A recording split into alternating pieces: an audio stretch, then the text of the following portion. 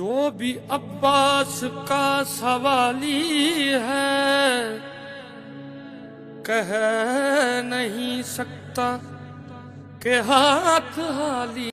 एक बलोच न्यूज़ में खबरन ऐं अपडेट जो सिलसिलो जारी है। झंडो मरी खान रहीम ख़ास खेल जी रिपोर्ट ईंदा हल त करबला जे मैदान में हज़रत इमाम हुसैन अलैहिस्सलाम ऐं संदसि 72 जान निसारनि जी ॾिनल क़ुर्बानी के भेटा पेश कंदे हर साल जियां हिन साल बि सैयद उस्मान शाह जी दरगाह वारी अलम पाक तां जुलूस बरामद कयो वियो आहे। जुलूस जी सिक्योरिटी लाइ 4 थाणनि जी SSO 2 DSPs समेत 200 खां मथे पुलिस एहलकार ऐं रेंजर जा जवान मुक़ररु कया विया।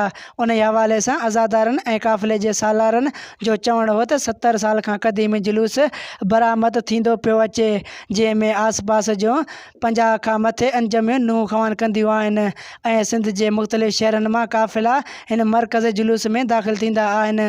जुलूस दरगाह सईद उस्मान शाह जी इमाम बारगाह तां बरामद थींदो आहे, जेको पंहिंजे रवायत रस्मनि खां थींदे मैन टंडो आदम रोड ते पहुची अज़ादार ज़ंजीर ज़नी कंदा आहिनि ऐं जंहिं बैदि मजलिस अज़ा बर्पा करे करबला जे शहीदनि जे ॾिनल क़ुर्बानी ऐं दीन इस्लाम जी पैगाम ऐं करबला में इमाम हुसैन अलैहिस्सलाम संदसि साथियुनि मथां थींदड़ ज़ुल्मनि बाबति मसाइब पढ़िया वेंदा आहिनि।